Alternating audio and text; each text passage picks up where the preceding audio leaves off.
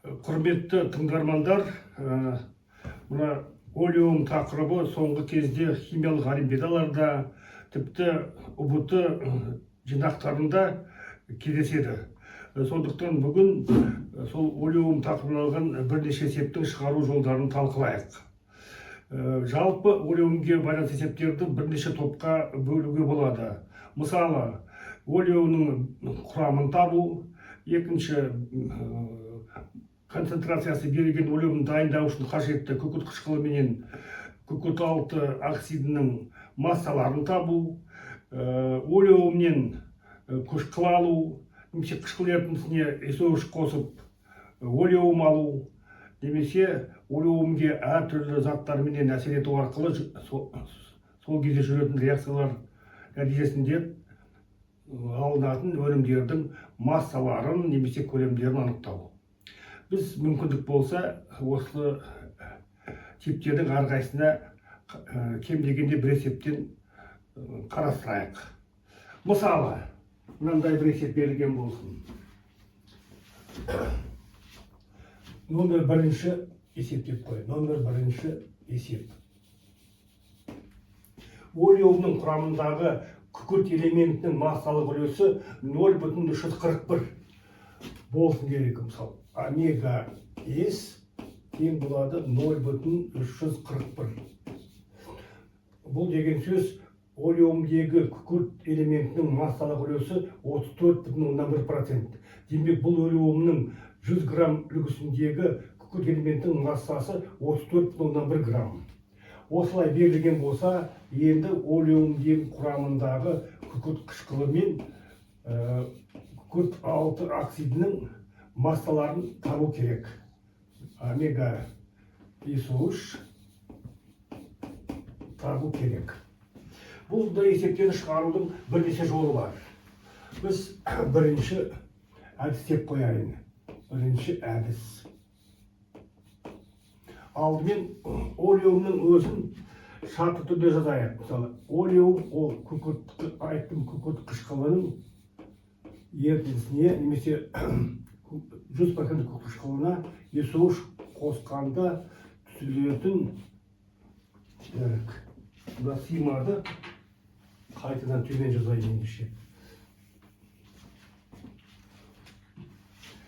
Төмен жаққа жазайын. H2SO4 қосылған SO3, сол кезде олеум пайда болады. H2SO4 көбейтілген SO3.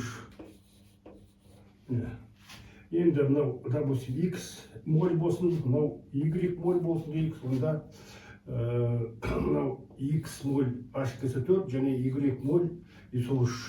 Мынау олеум. Мынау күкірт қышқылы. Күкірт алты оксиді. Оны еще күкірт триоксид деп айтуға да болады. Енді бірінші әдіс бойынша былай істеуге болады. Күкірт қышқылының зат мөлшерін X моль деп алайық. Күкірт триоксидінің зат мөлшерін Y моль деп алайық.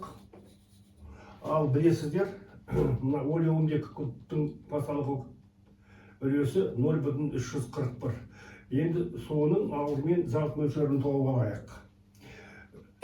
Егер олеумның массасын 100 грамм деп алатын болсақ, олеум 100 грамм болсын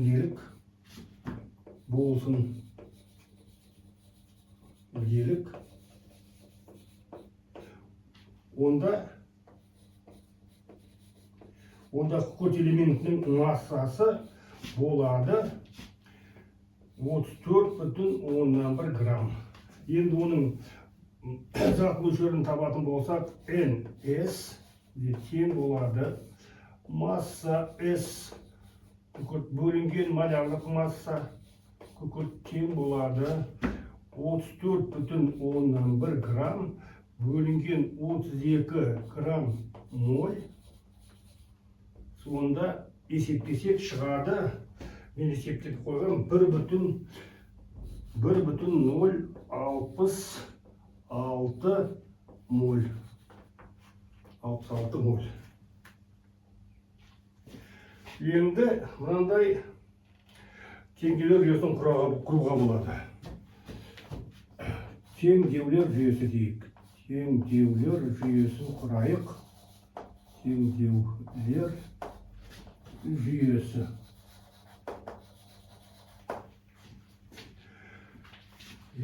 Күкірт қышқылының ол үшін біз күкірт қышқылы мен есеуіштің малярлық массаларын қолдануымыз керек. Мұнда жазып қояйын, 98 грамм бөлінген моль. Мынау бізде 80 грамм бөлінген моль. Зат мөлшерінің малярлық массаға көбейтіндісі бізге массаны береді. Жалпы массаны біз өзіміз 100 грамм деп алатын болдық. Олай болса, мынандай теңдеу құруға болады. 98x қосылған 80y тең болады 100-ге. Бұл волюмның массасына арналған. Енді күкірт элементінің массасына арналған теңдеу құратын болсақ, күкірт қышқылының әр молекуласында бір күкірт атомы бар. Демек, күкірт қышқылының моль саны менен күкірт элементінің моль саны тең. X моль күкірт қышқылында X моль күкірт бар. Сол сияқты Y моль SO3 құрамында Y моль күкірт бар. Ол екеуінің қосындысы міне 1,066 мольге тең. Сол жазайық. Олай болса, X қосылған Y тең болады 1,066. Міне осындай теңдеулер жүйесін алдық. Енді бұны шешейік. Мысалы, Y-ті бұлай белгілесек, Y тең болады 1,066 минус X. Мұны әкеліп, мұна теңдеудегі Y-тің орнына қоятын болсақ, онда 98X қосылған 80 көбейтілген 1,066 минус X тең болады 100-ге. Енді жақшар ашатын болсақ, 98x қосылған 80 көбейтілген 1 көбейтілген 66 бізде болады 85,3. 85,3 минус 80x тең болады 100-ге. Енді арқылықта белгісіздерді бір жағына, белгілерді бір жағына жинасақ, 98 минус 80 бұл болады 18x. 18x тең болады 85-ті оң жағына шығаратымыз 85, 100 минус 85-те 3, ол болады 14-те 7. Демек, бұдан шығады x тең болады 14,7 бөлінген 18-ге. Есептесек, менде шықты 0,817. 0,817 моль. Міне біз волюмның құрамындағы күкірт қышқылының зат мөлшерін таптық. Енді оның массасын табу үшін біз оның малярлық массасына көбейтеміз. Масса H2SO4 тең болады зат мөлшері күкірт қышқылының көбейтілген оның малярлық массасына H2SO4 тең болады 0,817 моль көбейтілген 98 грамм бөлінген моль. Осының барлығы болады көбейтсек 80,1 жоқтап алғанда грамм. Бізден басында сұрап отыр күкірт қышқылы менен күкірт реактивінің массалық үлестерін. Енді соңғы операция омега H2SO4 тең болады. Ол масса H2SO4 бөлінген олеумның массасы М олеум. Күкірт қышқылының массасын біз таптық. Олеумның массасын басында 100 грамм деп алған болатынбыз. Олай болатын болса 80,1 грамм бөлінген 100 грамм көбейтілген 100%, онда шығады, есептесек,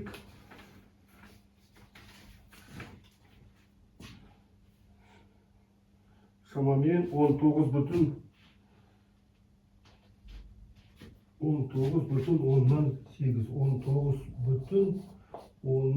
Қазір дәлірек алайық.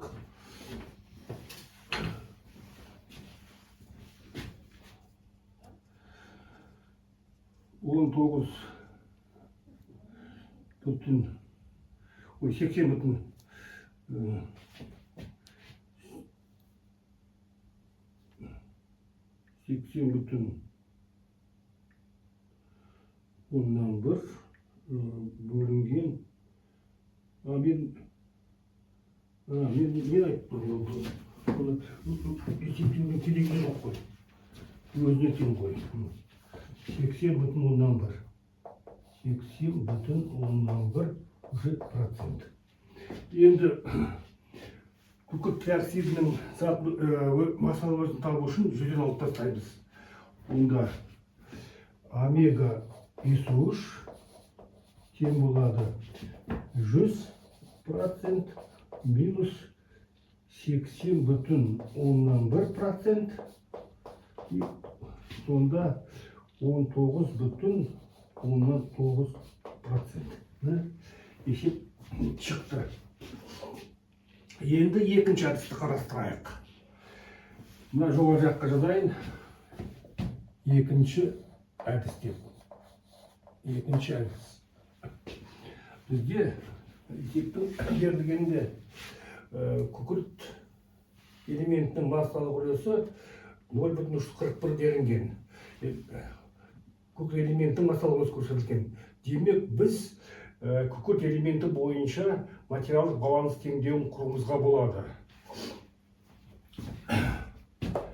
Енді түсінікті болу үшін мен схемасын жазайын процестің. Мысалы, H2SO4 шартты түрде қосылған, мысалы SO3, сол кезде түзіледі H2SO4 көбейтілген SO3. Енді олеумдегі күкірт қышқылы мен SO3-тің зат мөлшерінің қатынасы әртүрлі болуы мүмкін. Сондықтан X, Y моль деп қояйын. Мынау да X, мынау Y моль болсын. Енді мына олеумның құрамындағы күкірттің массалық үлесі 0,341, демек 34,1%. Сондықтан күкірт бойынша материал баланс теңдеуін құру үшін мен күкірт қышқылы мен күкірт триоксидінің құрамындағы күкірттің массалық үлестерін тауып алуым керек. Ал табайық. Омега 1 деп қояйын, бірінші компонент. Омега 1S тең болады. Күкірттің құрамындағы бұл күкірттің массалық үлесі, молярлық массасы бөлінген күкірт қышқылының молярлық массасына. Демек 32 грамм моль бөлінген 98 грамм бөлінген моль. Есептесек 0,327 болады. 32,7 грамм. Сол сияқты күкірт триоксидінің құрамындағы күкірттің массалық үлесін есептейік. Омега 2 деп қояйын оны.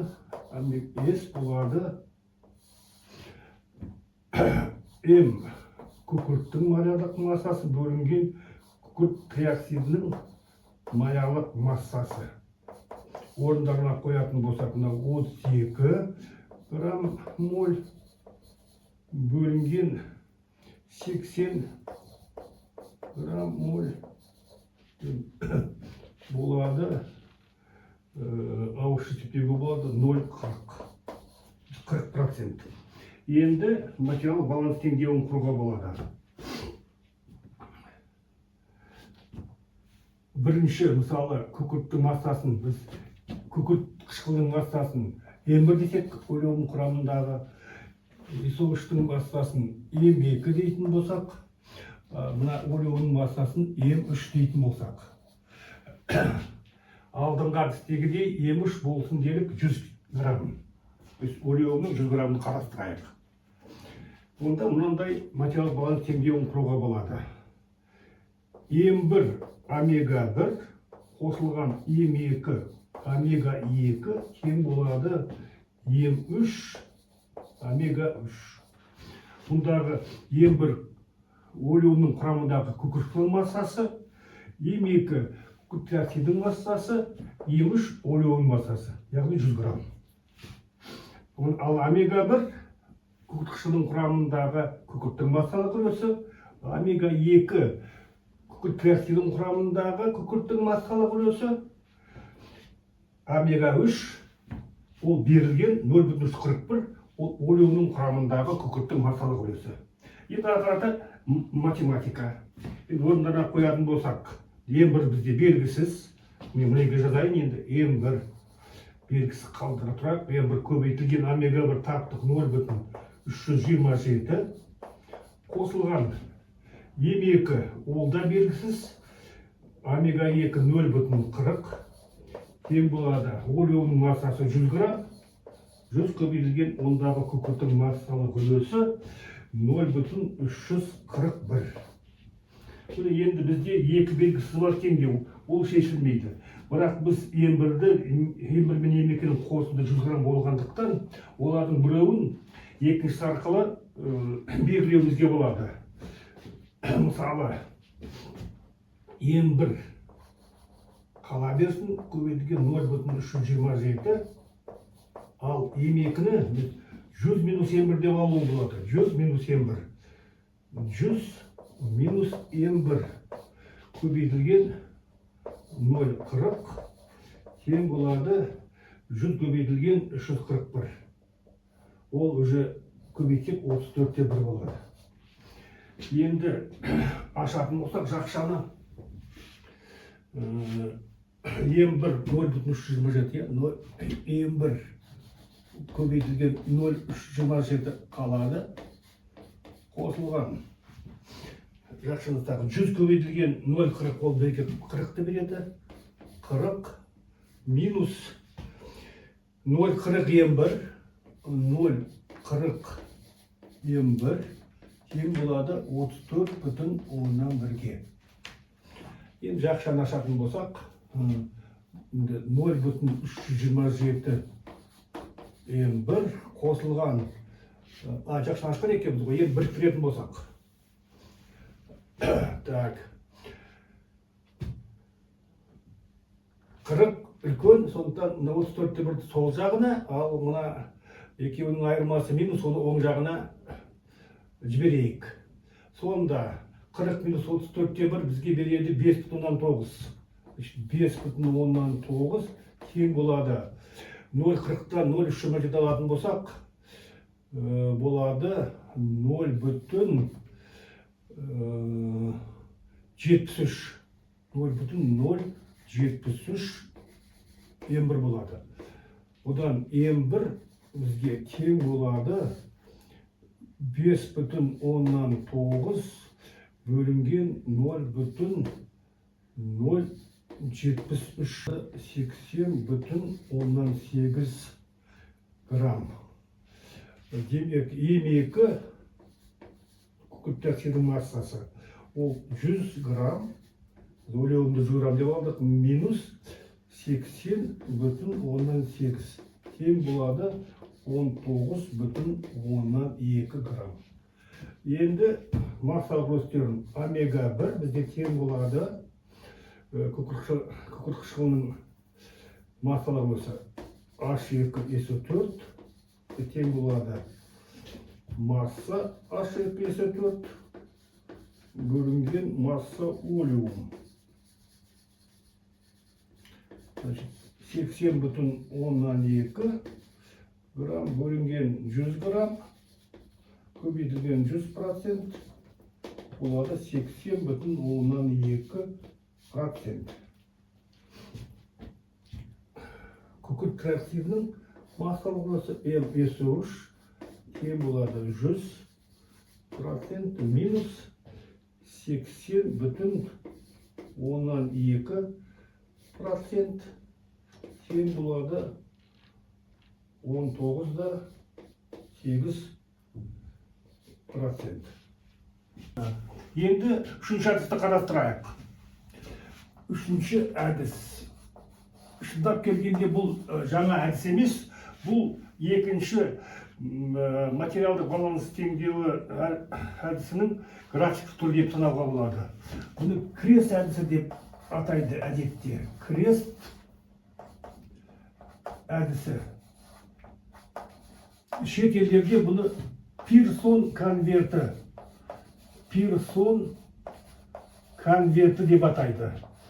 Себебі қазір крест сызған кезде ол конверттің сыртқы түріне ұқсайды. Ал көрейік бұл әдіс бойынша. Қайтадан H2SO4 оған HSO3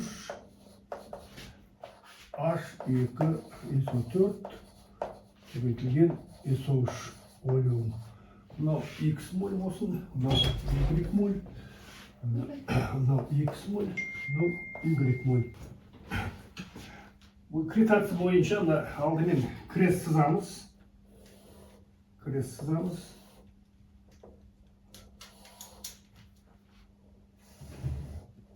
Кресттің сол жақ бұрыштарына әдетте араластыратын ерітінділердегі еріген заттың массалық үлестерін жазады. Біз күкіртті мына күкірт қышқылындағы ерітінді деп санауға болады, формальды түрде. Сол сияқты мұнда күкіртті күкірт алты триоксидіндегі еріген зат деп санауға болады, шартты түрде. Сонымен біз есептеп қойғанбыз, мына күкірт қышқылының құрамындағы күкірттің массалық үлесі 0,327, күкірт триоксидіндегі күкірттің массалық үлесі 0,40 болатын. Ортасына екеуін қосқанда түзілетін олеумдегі күкірттің массалық үлесі шығарылады, ол берілген. Ол 0,341. Енді диагональ бойынша үлкеннен кішісін алып, қарсы бұрышқа жазамыз. Енді бұл жерде ортасындағы олеумдегі күкірттің массалық үлесі әдетте мына екеуінің арасындағы бір мәнге ие болады. Сондықтан мынау сан мынадан үлкен алсақ 0,014. Ал 0,40-та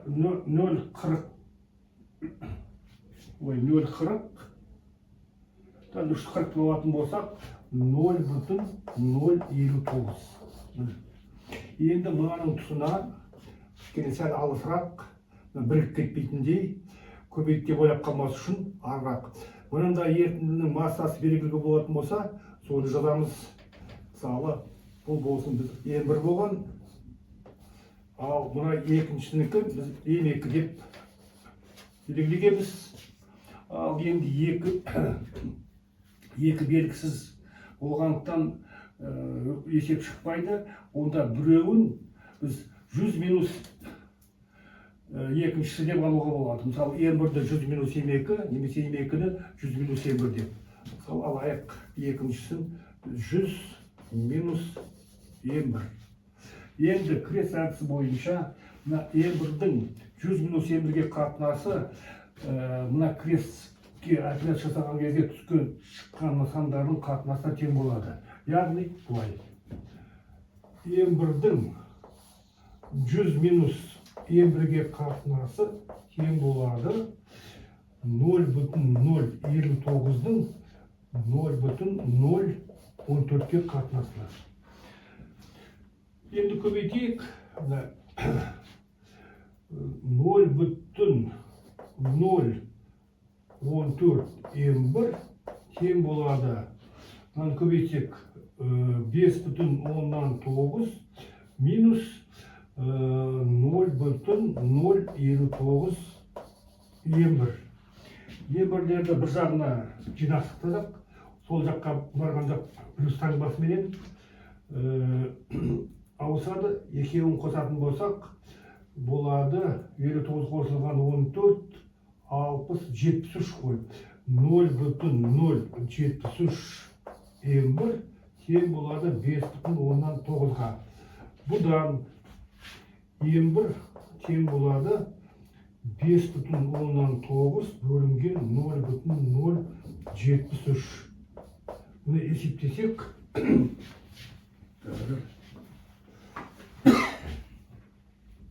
есептейік.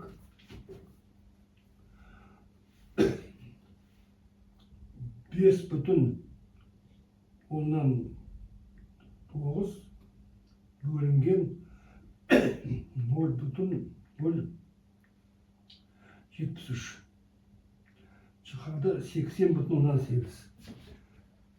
80,8 грамм. Демек күкірттің массасы 8,8. Енді М2, яғни ол күкірттің массасы 100 грамм минус 80,8 грамм, 19,2 грамм. Енді масса алғысын табу үшін білесіздер, әр компанияның массасын көлемі массасына бөлеміз, ол 100 грамм. Демек сан жағынан олардың массалық үлестері мына массаларына тең болады. Омега H2-4 болады 80,8%, ал екінші омега СО3 ол болады 19,2%. Сонымен біз үш әдіспен шығардық. Бір-біріне жуық мәндер алдық. Енді сәл өзгешеліктер ол дөңгелектеуге байланысты деп ойлаймын. Үш әдіспен шығарған кездегі бірдей мәндердің алынуы есептің шешуінің дұрыстығын дәлелдейді деп ойлаймын.